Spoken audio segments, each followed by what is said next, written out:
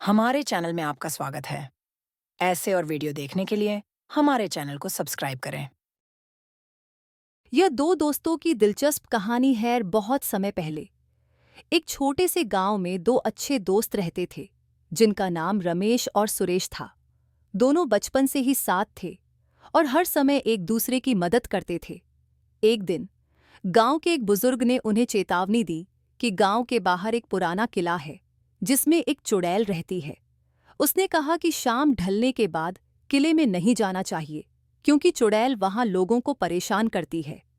रमेश और सुरेश को बुजुर्ग की बातें मजाक लगीं और उन्होंने इसे सिर्फ कहानी मान लिया। एक दिन दोनों ने सोचा कि क्यों न किले की ओर जाया जाए और वे बिना सोचे समझे किले की ओर चल पड़े। शाम ढलते ही किला और भी डरावना लगने लगा, लेकिन दोस्त होने के नाते दोनों ने एक दूसरे को हिम्मत दी और किले के अंदर घुस गए। किले के अंदर अंधेरा और सन्नाटा था। अचानक उन्हें एक भयानक हंसी सुनाई दी और चुपके चुपके कदमों की आवाज महसूस हुई। रमेश और सुरेश ने देखा कि एक भयानक चुड़ैल सफेद कपड़े पहने हुए उनके सामने खड़ी थी।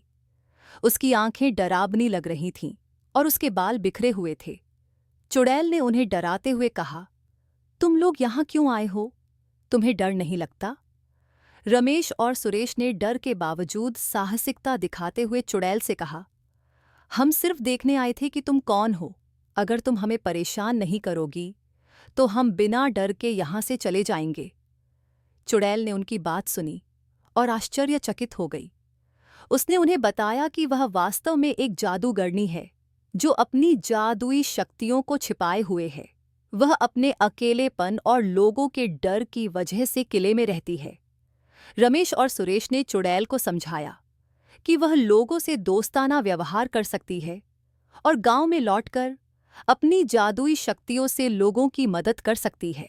चुड़ैल ने उनकी सलाह मान ली और एक नया जीवन शुरू किया जिसमें उसने गांव वालों की मदद की और अपनी जादुई शक्तियों का उपयोग करके सूखे जंगल को हरा भरा कर दिया, जिससे चुड़ैल से सब लोग खुश रहने लगे।